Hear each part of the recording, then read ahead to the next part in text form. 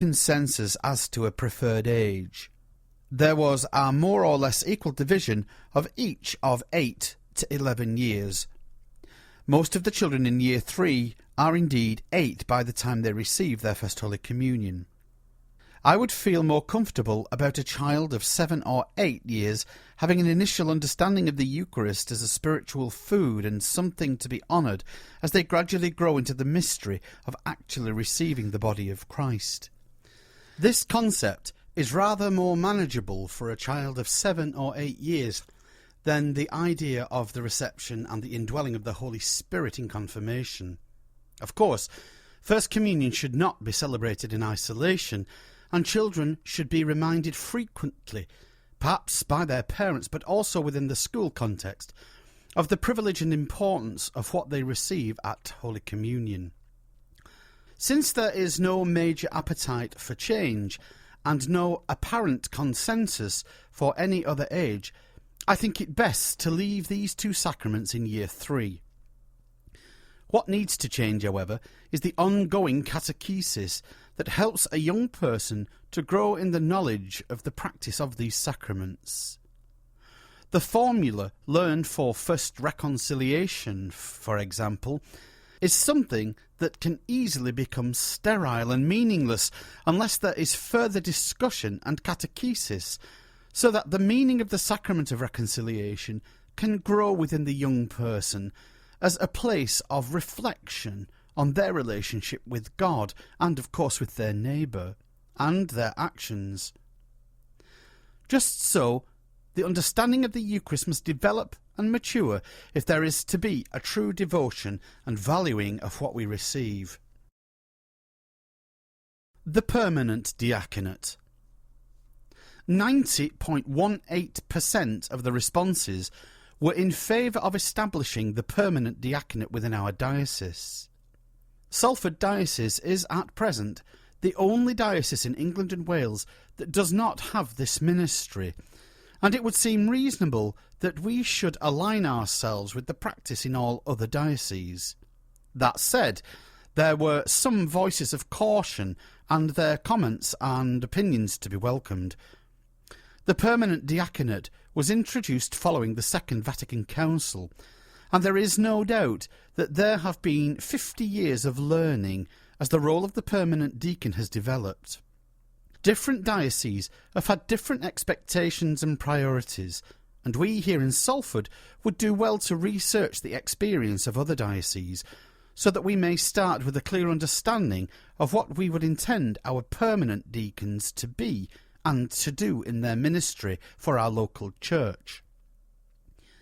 Among the reservations expressed about the introduction of the permanent diaconate was that it could be seen as introducing a new layer of clericalism in the church at a very moment when we're trying to promote lay involvement and lay responsibility.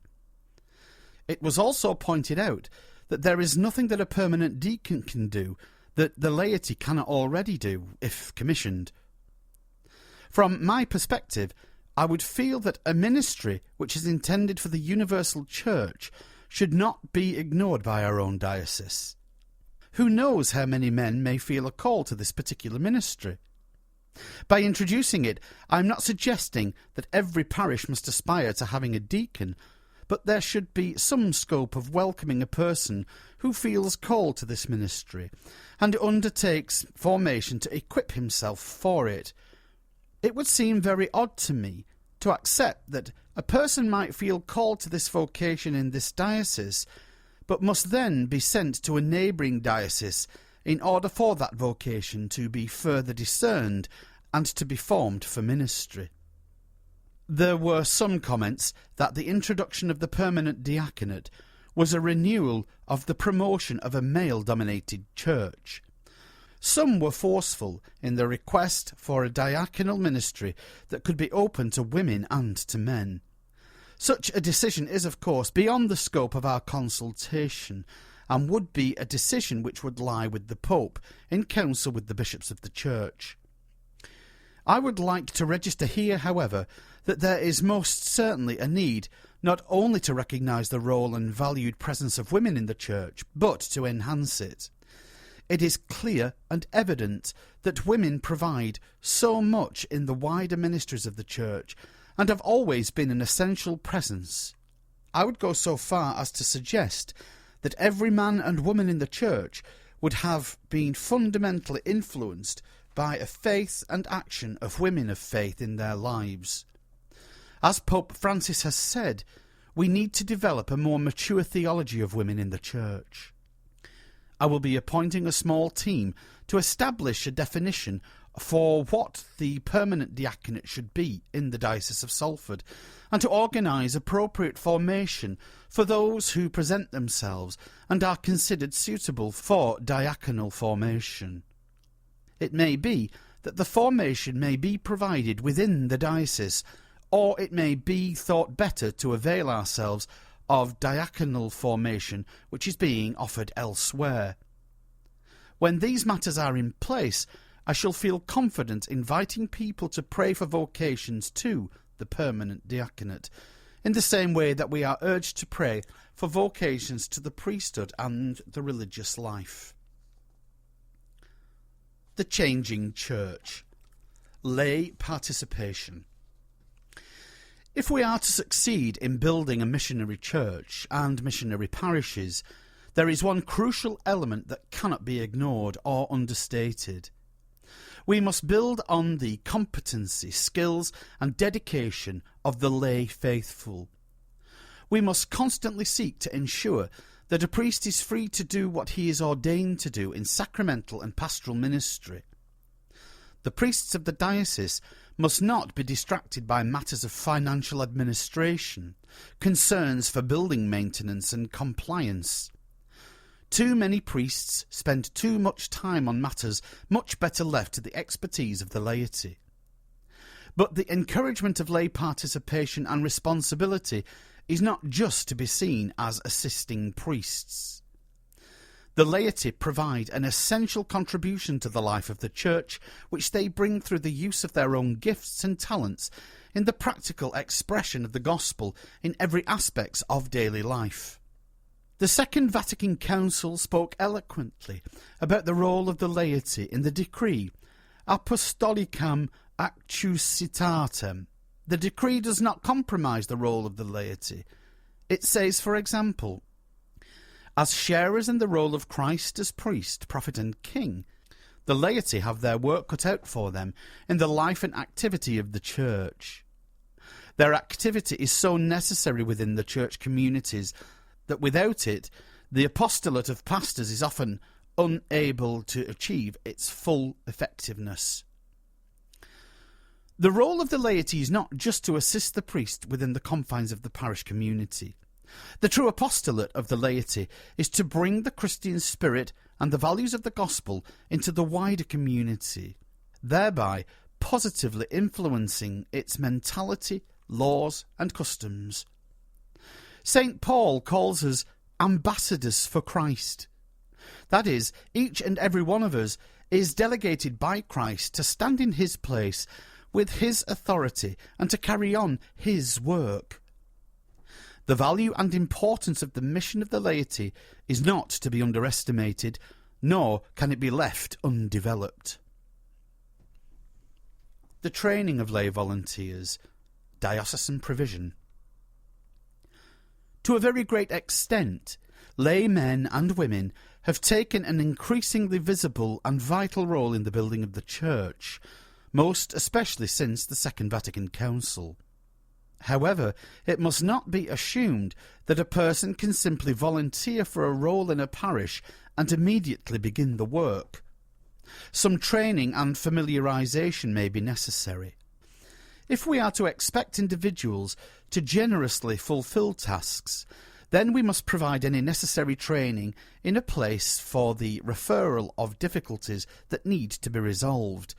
There must be diocesan provisions so that no one is given a responsibility without a clear understanding of the task being undertaken, and appropriate training and resources so that the task can be confidently completed.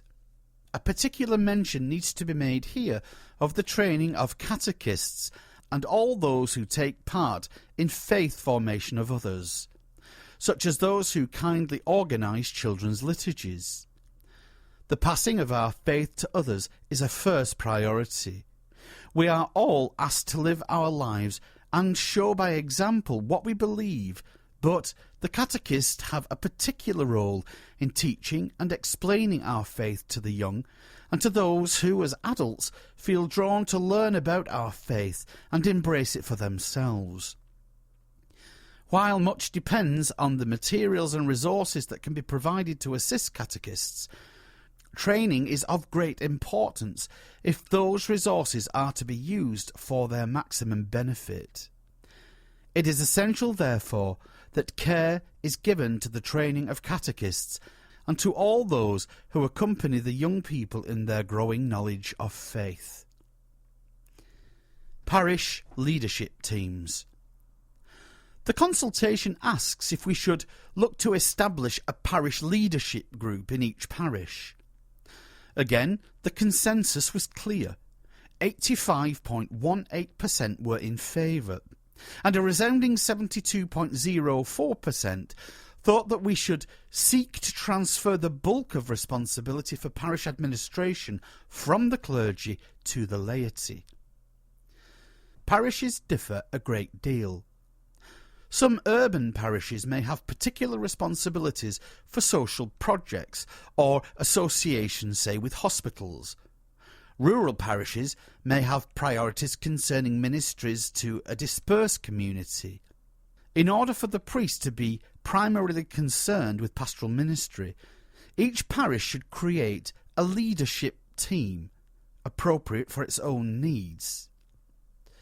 In every parish there would need to be a named lead catechist, a financial administrator and a safeguarding officer. Large parishes might usefully name other coordinators, but the leadership team should be kept to a small number.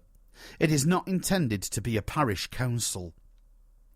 As the mission parishes are named, I would like to ask that a leadership team appropriate for the administration of that particular parish is named and details posted on notice boards.